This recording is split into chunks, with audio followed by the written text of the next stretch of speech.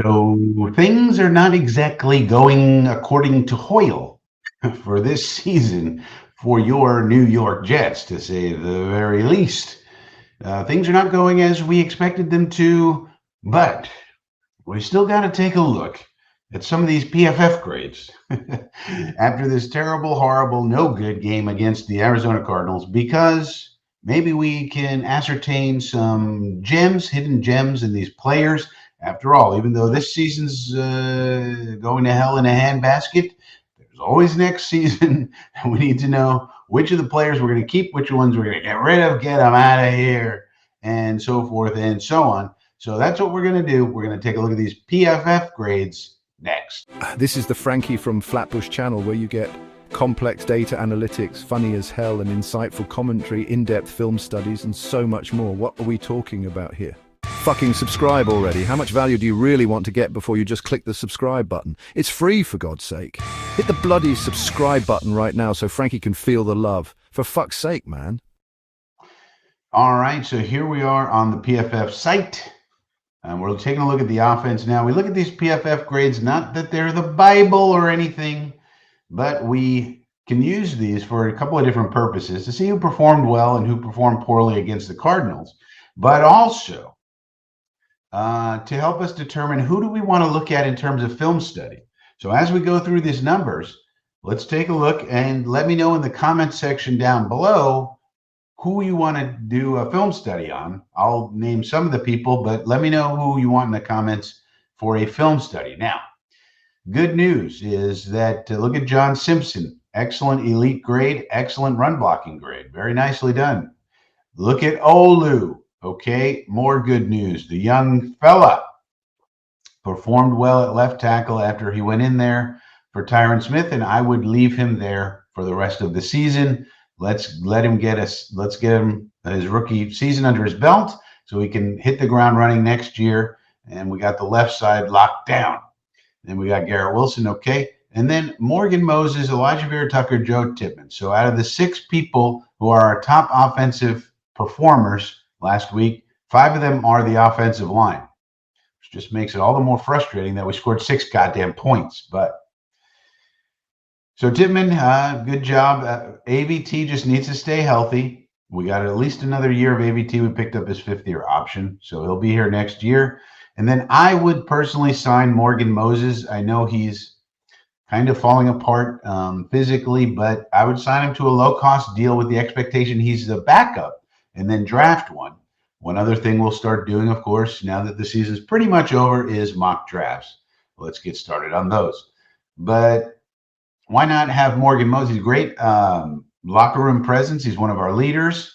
Although with the way this team is performing, maybe his leadership isn't so great. But everybody says he's a wonderful guy, and you can see it in his press conferences. So I would sign him to be the backup swing tackle, and then you draft one high in the draft who hopefully will become the starter. And if he's not ready, then Morgan can start for you. So that's kind of the good news there. Malachi with a decent grade. Tyron Smith, before he got injured, even pretty decent. Aaron Rodgers, one of his worst games, sort of an average grade here. And then the receivers, not so hot.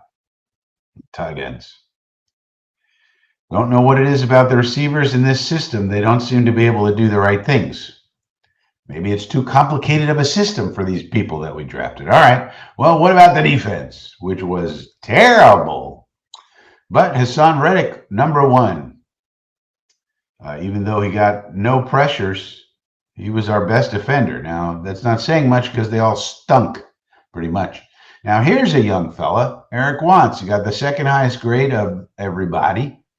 So I think, and only 14 snap counts. You know, when they have 60 snaps, it's kind of hard to do a film study that's not 72 hours long. So here's a guy we'll probably do a film study on. Eric Watts, 66th grade, not terrific, but let's check out Eric Watts. Also, you notice up here, Leonard Taylor III continues to be okay. Not bad. So maybe we'll do a film study on LT3, 22 snaps. It's getting a little much, but you know, LT3, Eric Watts, these are also the kind of guys, you know, are they going to be around? And if they can be, that'd be great. Will McDonald, Didn't have his best game, but he did have 4 pressures, led the team in that regard, no sacks. Sherwood had like 17 tackles, but he graded out fairly average. Aguavin, so forth and so on. Now, what you see down here, Kinlaw, Quincy. Now, here's Braden McGregor. He looked so promising. Did not have a great game. Only 11 snaps, though. Even Quinnen not performing up to snuff of what we would expect. Way too many missed tackles.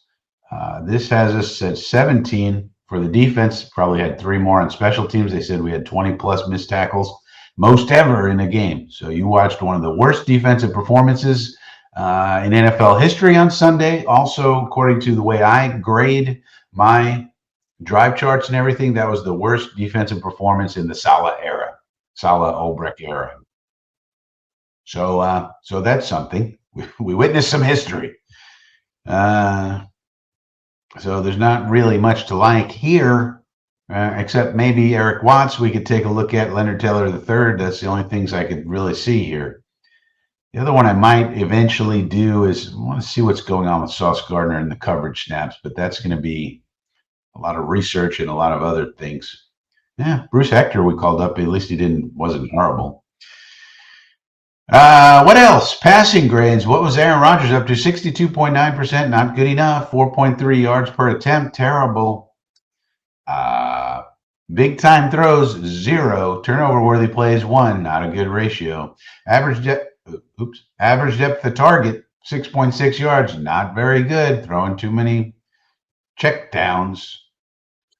3 sacks, time to throw, 2.66. That's also that's fast. That's fine, but sometimes he's even lower than that. So just not a good game for Rodgers, especially in the red zone. One thing you don't see here is the red zone performance. That's really where we were terrible. If we had scored touchdowns instead of field goals and were able to convert and feeling good and get some momentum going with those TDs in the red zone, maybe we're able to win a shootout. The way our defense is playing, like I said, the worst game in the Saleh Ulbrich era.